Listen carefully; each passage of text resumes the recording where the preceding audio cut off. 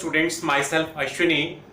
In our last live session of 10th class, we have discussed up to blood vessels.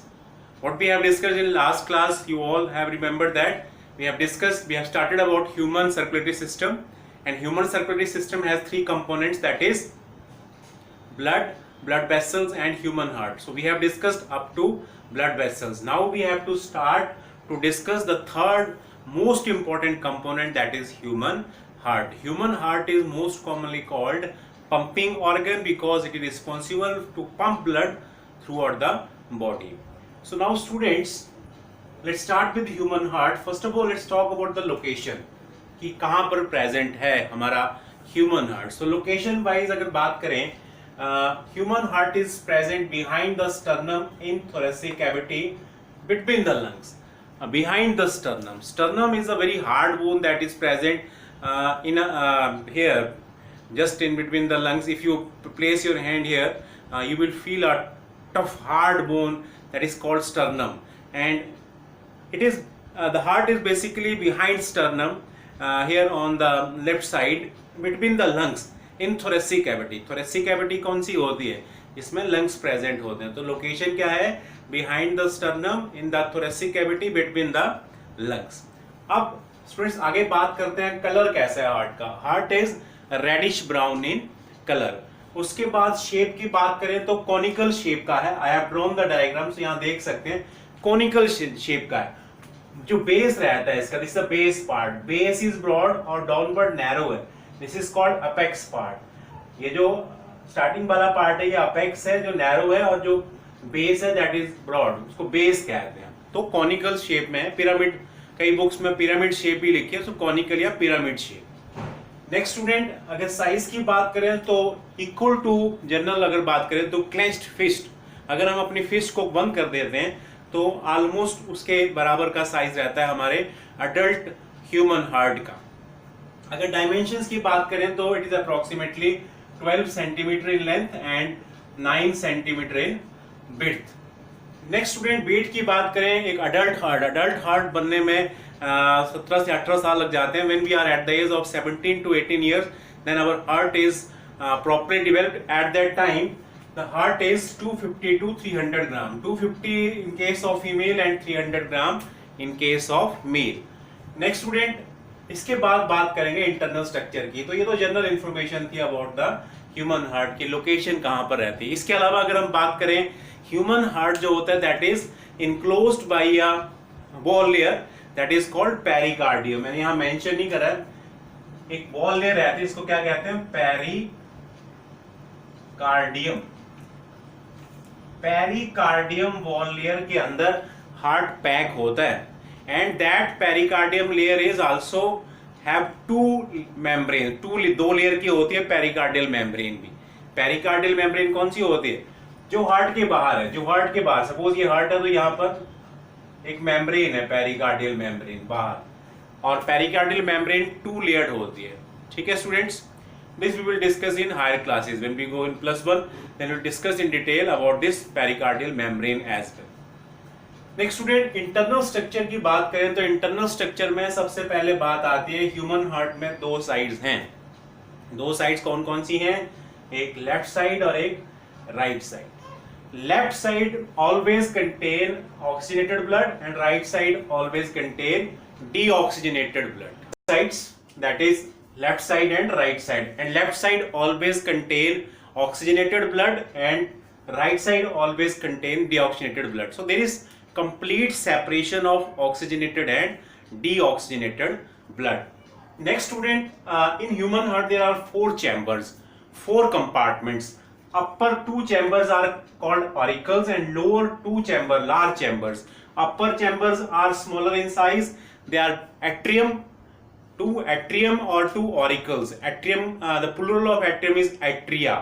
So 2 chambers, 2 atria, and they are collecting chambers. ऊपर वाले जो chambers होते हैं ये collect करते हैं blood को. जैसे अगर मैं ये this left auricle, this right auricle, this left ventricle से राइट वेंट्रिकल. तो लेफ्ट ऑरिकल क्या करता है? कलेक्ट करता है ब्लड. कहां से? जो कहां से आ रहा है, लंग से जो आ रहा है उसको कलेक्ट करता है. और राइट ऑरिकल क्या करता है, ये ब्लड कलेक्ट करता है जो बॉडी से आता है थ्रू वेना कावा। वेना कावा लार्जेस्ट वेन्स है जो बॉडी से लेके आती हैं ब्लड। देन स्टूडेंट्स, जो वेंट्रिकल्स हैं हमारे, ये डिस्ट्रीब्यूटिंग चैम्बर्स हैं। इनमें जब ब्लड आ जाएगा तो ये आगे उसको डिस्ट्रीब्यूट करेंगे। जैसे जब ब्लड लेफ्ट ऑरिकल से लेफ्ट वेंट्रिकल में आएगा तो यहाँ से blood it will go to the various parts of body through a blood vessel. So distributing chamber है ये ऑक्सीडेटेड ब्लड को डिस्ट्रीब्यूट करेगा वेरियस पार्ट्स ऑफ बॉडी। और इसी तरह से जो राइट वेंट्रिकल है ये डिस्ट्रीब्यूट करेगा blood to the lungs for oxygenation. So auricle जो है वो अपर चैम्बर्स होते हैं, स्मॉलर होते हैं साइज में। वेंट्रिकल जो होते हैं वो लोअर चैम्बर्स होते हैं, बड़े होते हैं साइज में। ऑरिकल जो होते हैं वो कलेक्टिंग चैम्बर्स होते हैं और वेंट्रिकल जो होते हैं वो डिस्ट्रीब्यूटिंग चैम्बर्स होते हैं। और एक और डिफरेंस, जो वॉल्स होती हैं ऑरिकल्स की, जो वॉल्स होती हैं they are thinner as compared to ventricles. Ventricles की जो दीवारें हैं वो ऑरिकल्स की वॉल से ज्यादा मोटी होती हैं, क्योंकि ऑरिकल्स को तो क्या करना है, they have to just push blood into the ventricle. उन्हें ब्लड सिर्फ वेंट्रिकल में भेजना है जो बिल्कुल साथ है।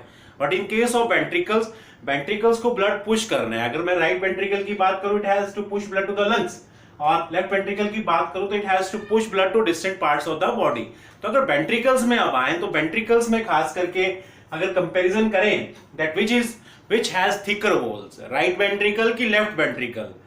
ऑरिकल से जो थिक है वेंट्रिकल, लेकिन अब वेंट्रिकल में कंपैरिजन करें कि वेंट्रिकल में राइट और लेफ्ट में कौन किसकी दीवारें ज्यादा थिक है, तो the walls of left ventricles are thick, क्योंकि लेफ्ट वेंट्रिकल को ब्लड पुश करना है to distant parts of body, जबकि राइट वेंट्रिकल को तो ब्लड पुश करना है सिर्फ लंग्स तक। तो क्या याद रखेंगे, that the walls of ventricles are thicker than auricles, and second the walls of right ventricle are thinner than the walls of left ventricle, or vice versa, that is the walls of left ventricle are thicker than the walls of right ventricle। इसका जो reason बताया ये पता होना चाहिए। Important question ये board में exam में पूछा जाता है, that why the walls of ventricle, that is especially left ventricle, are thicker than right ventricle। तो ये तो बात होगी स्टूडेंट चैम्बर्स की। दो ऑरिकल्स हैं और एट्रियम एंड दो वेंट्रिकल।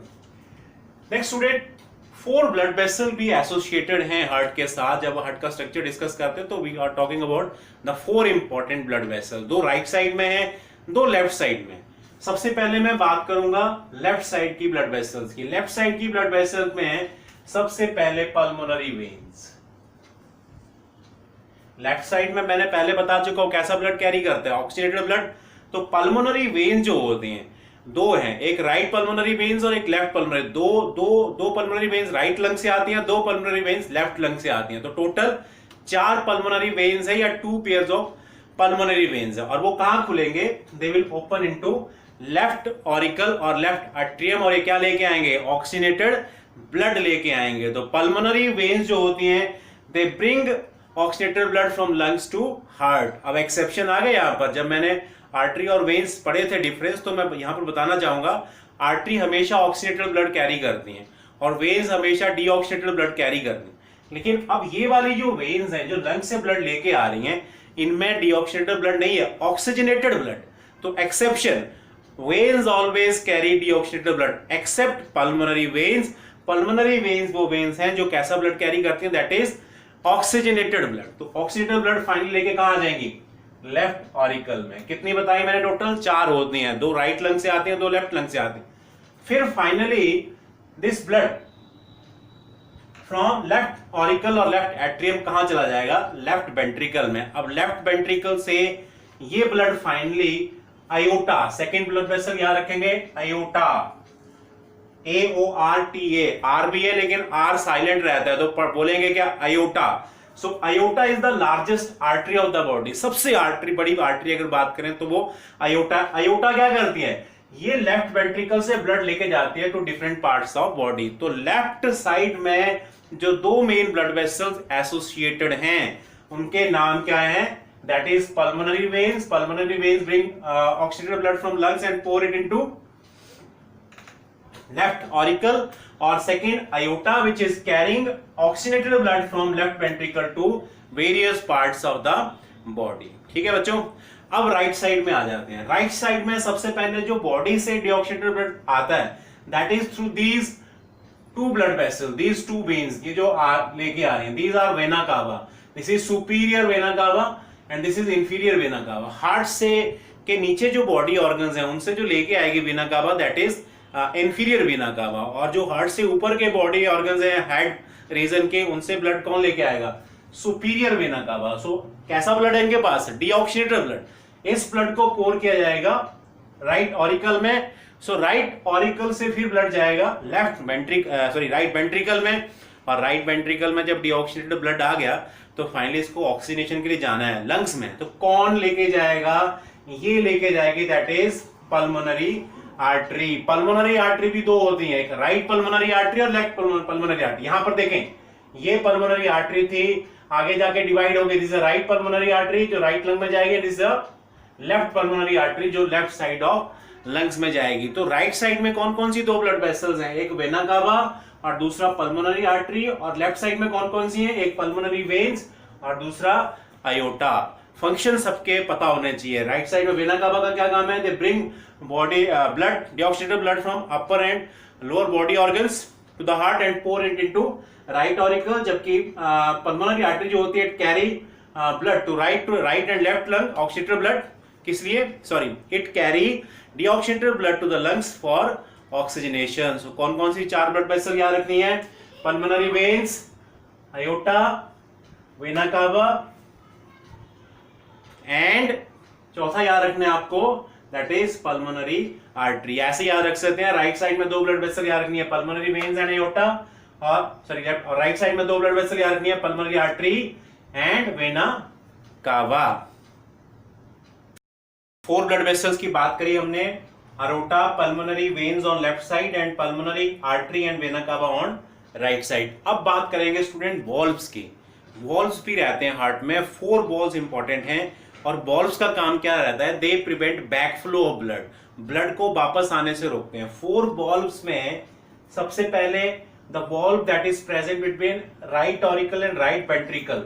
राइट ऑरिकल और राइट वेंट्रिकल में ट्राइकस्पिड वॉल्व रहता है, between right auricle and right ventricle, tricuspid valve. ऐसे ही लेफ्ट ऑरिकल और लेफ्ट वेंट्रिकल के बीच में जो वॉल्व है, that is between left auricle and left ventricle, that is bicuspid valve. इसके अलावा students, one valve is present at the opening of pulmonary artery and fourth valve is present, third valve, दो तो ये हो गए tricuspid bicuspid, third at the mouth of pulmonary artery and fourth at the mouth of aorta, और इन valves के नाम है semilunar valves।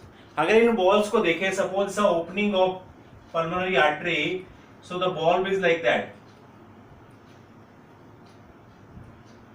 the valves are like half moon, like that, half moon की तरह रहते हैं। lunar is related to moon, so semi-lunar means half moon, so valves are half moon shaped, that's why the term is semi-lunar valve। तो total 4 valve हो गए, दो valve है tricuspid और bicuspid between the auricles and ventricles, और 2 semilunar valve, एक pulmonary artery के मुंह पे और एक आयोटा के मुंह पे। इनका काम क्या है? They prevent backflow of blood.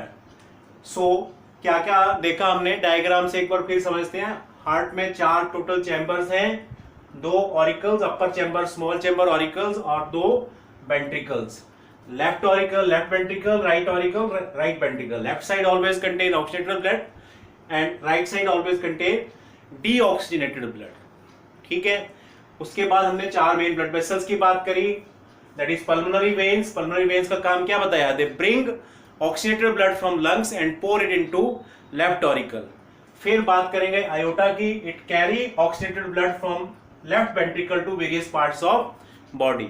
फिर इधर आ जाते हैं superior and inferior vena cava, they brings deoxygenated blood from various parts of body and pour it into right auricle. और फिर आ गया pulmonary artery, it carry deoxygenated blood from heart to lungs for oxygenation purpose. So student, this is all about the important information regarding the structure of human heart. Now students, let's start to discuss working of human heart. So जब work करता है human heart student, so we know from the 9th class knowledge that human heart is a cardiac muscle, और muscles क्या करती हैं? muscles contraction भी करती हैं और रिलैक्सेशन भी करती हैं। तो यहाँ भी कॉन्ट्रैक्शन और रिलैक्सेशन के थ्रू समझते हैं वर्किंग ऑफ ह्यूमन हार्ट। तो हमने लेफ्ट साइड से शुरू किया student. Left side relaxes, left side relax कर रही है when oxidated blood from lungs enter into it. Lungs से जब ब्लड आता है ऑक्सीडेटेड ब्लड, तो फाइनली पल्मोनरी वेन से लेफ्ट ऑरिकल में आना है। इस समय जो लेफ्ट ऑरिकल है वो रिलैक्स कर रहा है, मतलब muscles are in relaxing mode. As blood enter into left auricle, जैसे ब्लड एंटर करेगा left auricle, left atrium start to contract. Left atrium में कॉन्ट्रैक्शन शुरू हो जाएगी और उस कॉन्ट्रैक्शन का मकसद क्या है? So that it can push blood into the left ventricle. जब तक ब्लड नहीं आया था तब तक ब्लड आ रहा था तो रिलैक्स थे, जैसे ब्लड आ गया now they are contracting, and जैसे कॉन्ट्रैक्ट करेंगे finally they will push blood into the left ventricle. So second point, left atrium contracts due to which blood passes to left ventricle. अब left ventricle में जब blood पहुंच जाएगा, left ventricle में contraction शुरू होगी, जिससे क्या होगा? Finally they will push blood through aorta to various parts of body. So now left ventricle contracts to send blood to various parts of body through aorta. So relaxation, contraction ये चलती रहती है। पहले ऑरिकल रिलैक्स थे, फिर contract हुए, finally फिर ventricle में कॉन्ट्रैक्शन शुरू हुआ, and finally they send the blood through aorta to various parts of body. और जब वेंट्रिकल से चला गया ब्लड तो वेंट्रिकल भी फिर फाइनली रिलैक्स हो जाते हैं। अब अगर राइट साइड की बात करें तो राइट साइड में भी कुछ ऐसा ही हो रहा है। सबसे पहले बात करते हैं राइट ऑरिकल की। राइट ऑरिकल में ब्लड आ रहा है वेना कावा के through from various part, that is deoxygenated blood.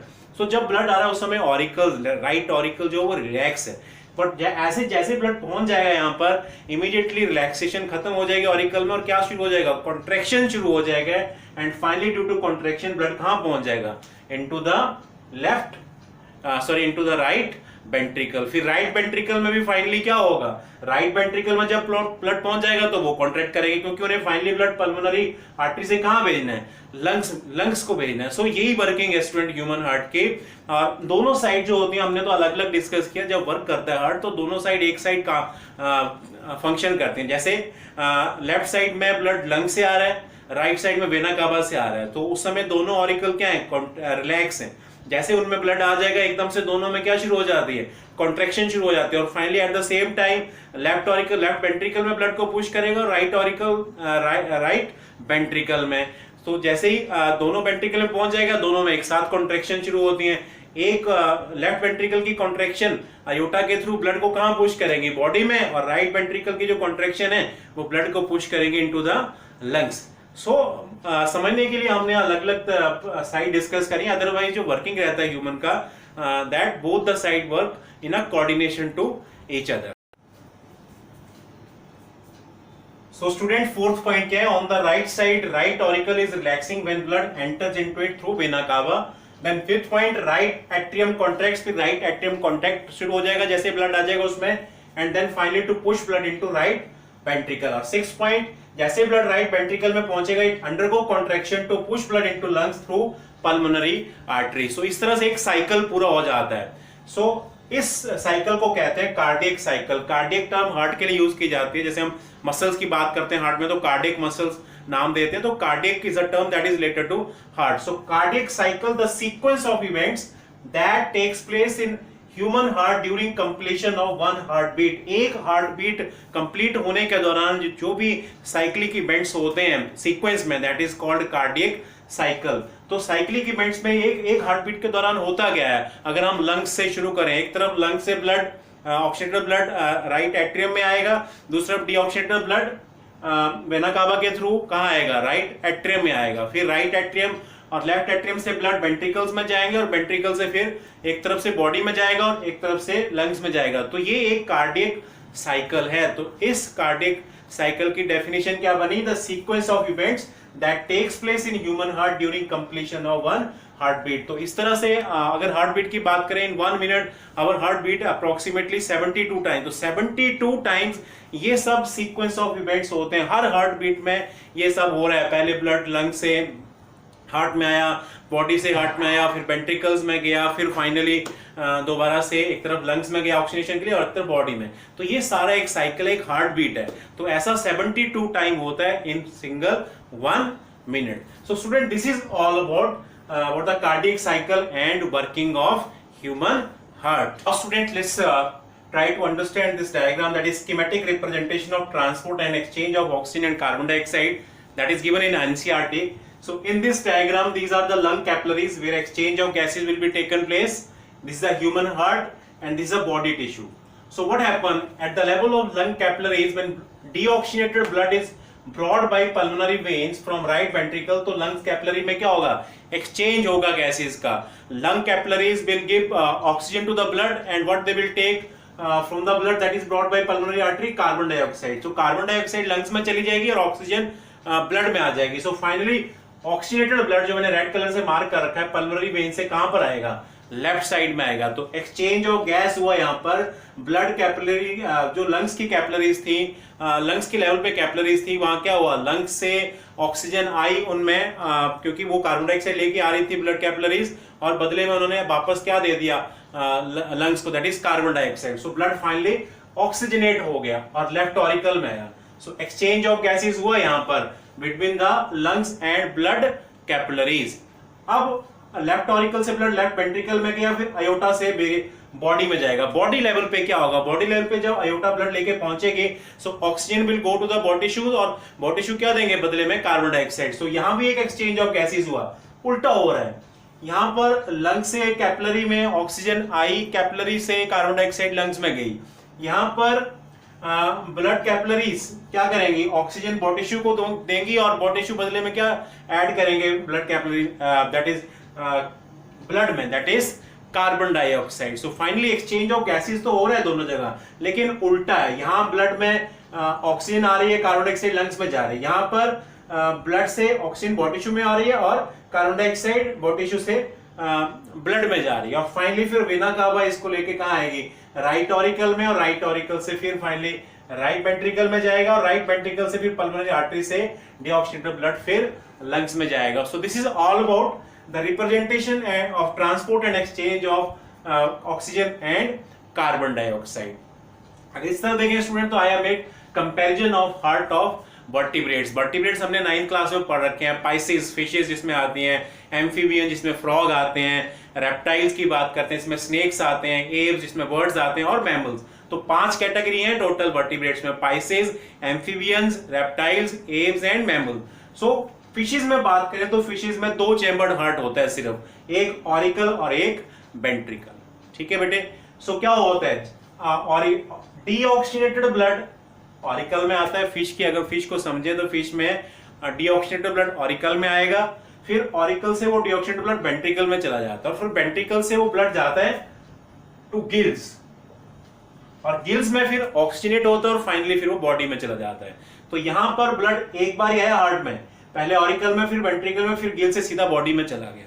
सो इसको सिंगल सर्कुलेशन कहते हैं. जब ब्लड एक पूरे साइकिल के दौरान एक बार ही हार्ट के अंदर आए, only single time, then that is called single circulation. अब let's take the example of frog में देखें. फ्रॉग में 3 चैम्बर्ड हार्ट है, 2 ऑरिकल्स और एक वेंट्रिकल. वेंट्रिकल की सेपरेशन नहीं हुई है, तो एक वेंट्रिकल है, 2 ऑरिकल है.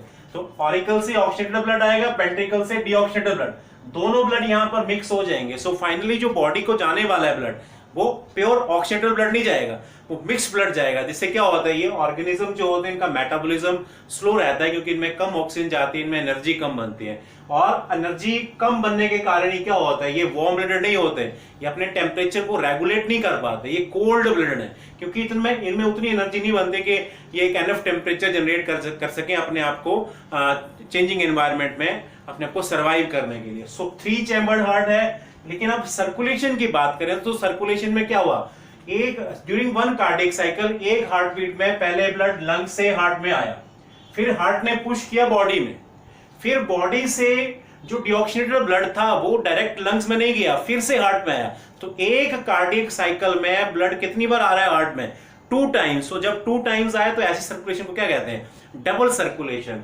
पाइसेस को छोड़ के बाकी जितने भी हैं सब में डबल सर्कुलेशन होती है, लेकिन हम इस डबल सर्कुलेशन को कंप्लीट नहीं कहेंगे, इनकम्प्लीट डबल सर्कुलेशन कहेंगे, क्योंकि यहां पर फाइनली क्या हो जा रही है, मिक्सिंग हो रही है ब्लड की. अब रेप्टाइल्स में बात करते हैं. रेप्टाइल्स में वेंट्रिकल में पार्टीशन तो होना शुरू हो गया, लेकिन अभी कंप्लीट नहीं हुई. तो यहाँ भी कैसा ब्लड जा रहा है, मिक्स ब्लड जा रहा है, यहाँ भी कैसी सर्कुलेशन रहेगी, इनकम्प्लीट डबल सर्कुलेशन। और हार्ट का स्टेटस क्या कह सकते हैं, इनकम्प्लीट 4 चैम्बर्ड, क्योंकि वेंट्रिकल अभी पूरी तरह से डिवाइड नहीं हुआ। अब स्टूडेंट बात आती है मैमल्स की, जिसमें हम भी आते हैं, बर्ड्स की और रेप्टाइल्स की, 2 कैटेगरी की, एलिगेटर और क्रोकोडाइल। तो उनमें वेंट्रिकल पूरे कंप्लीटली डिवाइड है। तो फाइनली क्या हो रहा है, ऑक्सीडेटेड ब्लड और डीऑक्सीडेटेड ब्लड के मिलने की, mixing, there are no chances of mixing, so only and only oxidated blood is going to the body. और जब ऑक्सीडेटेड ब्लड बॉडी में जाएगा तो enough amount of energy is produced and that energy is used to regulate the body temperature. इसीलिए crocodile, alligator, birds and mammals, because they have enough amount of energy and some part of that energy they are using to regulate their body temperature, therefore we are not changing our temperature with the environment, we are warm blooded। ये NCERT का एक बहुत ही important question है, that what is the advantage of separation of oxidated and deoxidated blood in birds and mammals। तो वो advantage क्या है, जब सेपरेशन रहेगा ब्लड का तो enough amount of energy is produced और उसका बहुत सारा हिस्सा हम यूज करते हैं to regulate our body temperature. So circulation की बात करें, सिर्फ फिश में there is single circulation, otherwise in frog, snake, amphibians, mammals और birds there is double circulation. But frogs और रेप्टाइल्स में इनकम्प्लीट डबल सर्कुलेशन है, जबकि हमारे केस में कंप्लीट डबल सर्कुलेशन है। सो डबल सर्कुलेशन क्या होती है, when blood pumps blood twice during single heart beat, एक हार्ट बीट में जब हार्ट 2 बार ब्लड को पंप करे, then that is called double circulation. So आगे हम डबल सर्कुलेशन को थोड़ा सा डिटेल में डिस्कस करेंगे। So this is all about comparison of heart in vertebrates and about schematic representation of transport and exchange of oxygen and carbon dioxide।